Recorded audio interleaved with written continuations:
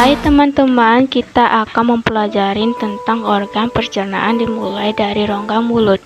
Di dalam rongga mulut terjadi pencernaan makanan secara mekanis dan kimiawi.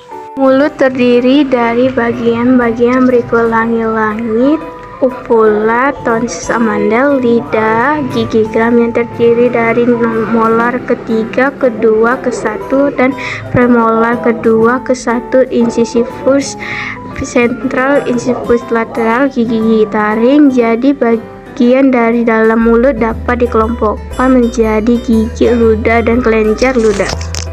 Kita bahas dari bagian mulut yang pertama, yaitu gigi.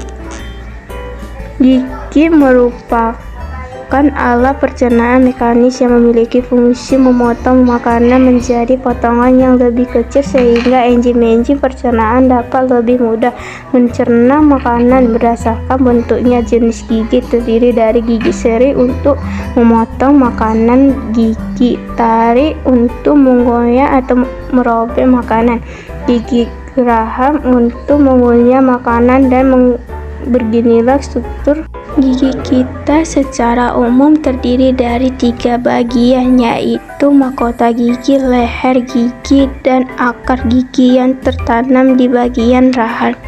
Bagian mulut berikutnya adalah lidah. Lidah tersusun dari otot luring, lapisan epitel, kelenjar lendir, mukosa.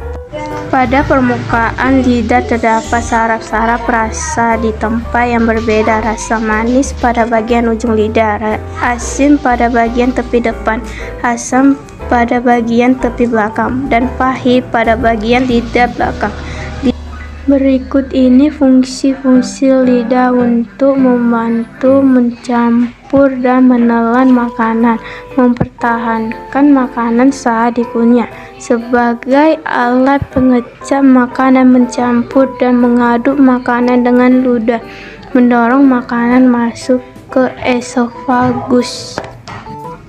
Selanjutnya, kelenjar ludah disebut juga glandula salivalis dan berfungsi menyerasikan saliva atau air liur yang mengandung enzim pertialin yang mengubah amonium menjadi maltosa.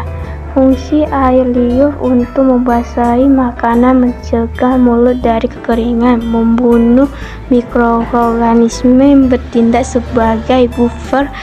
Jenis-jenis kelenjar ludah: kelenjar parotis, sublingualis, submaxillaris. Selanjutnya kita akan bahas tentang kerongkongan. Kerongkongan adalah saluran sempit berbentuk pipa dan panjangnya lebih kurang 25 cm yang berfungsi sebagai jalannya makanan dari mulut ke lambung.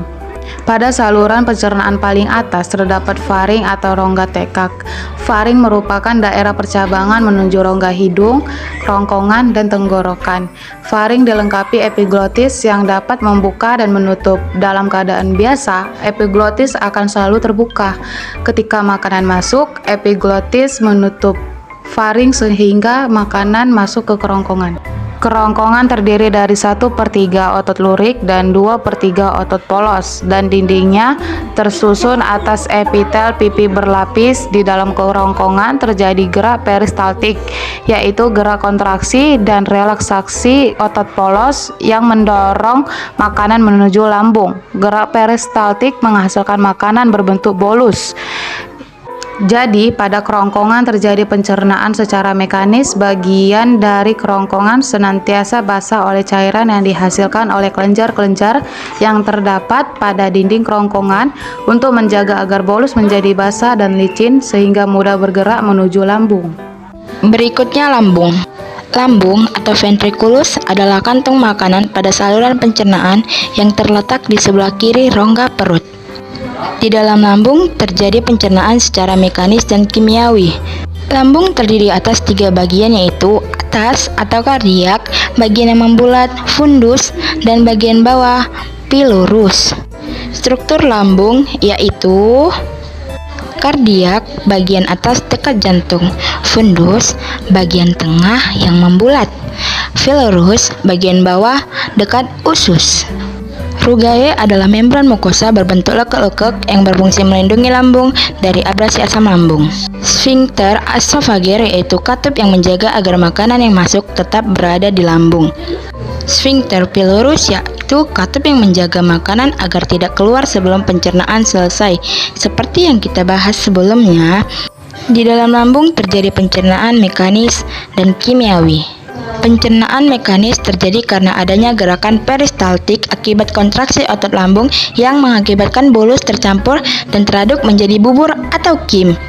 Pencernaan kimiawi terjadi dengan bantuan genta lambung yang dihasilkan oleh kelenjar yang terletak di dinding lambung di bawah fundus. Dinding lambung mengandung sel-sel kelenjar yang berfungsi menghasilkan getah lambung. Getah lambung mengandung zat-zat sebagai berikut.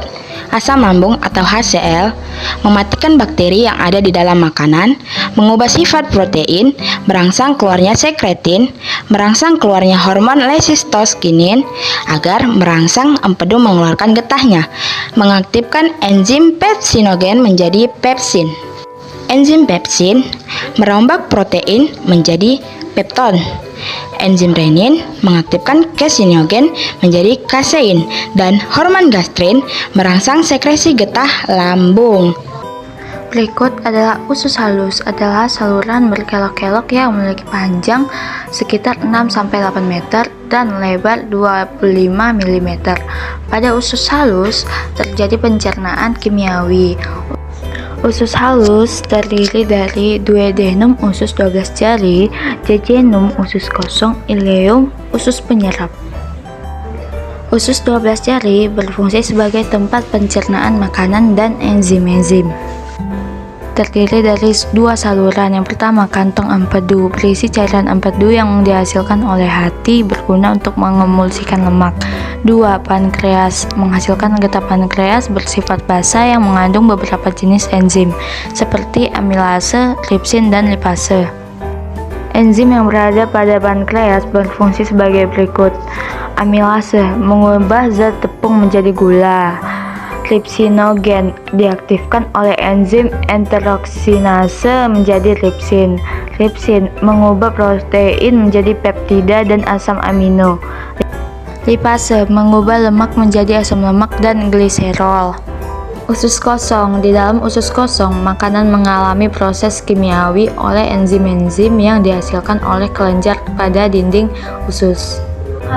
Fungsi enzim yang terdapat pada usus kosong. Enterokinase mengaktifkan tripsinogen. Laktase mengubah laktosa menjadi glukosa. Erepsin mengubah pepton menjadi asam amino. Maltase mengubah maltosa menjadi glukosa. Disakarase mengubah disakarida menjadi monosakarida. Peptidase mengubah polipeptida menjadi asam amino.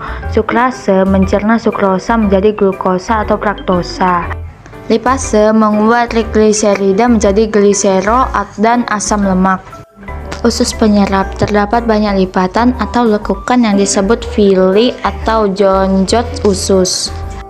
Villi berfungsi memperluas permukaan usus sehingga proses penyerapan zat makanan akan lebih sempurna.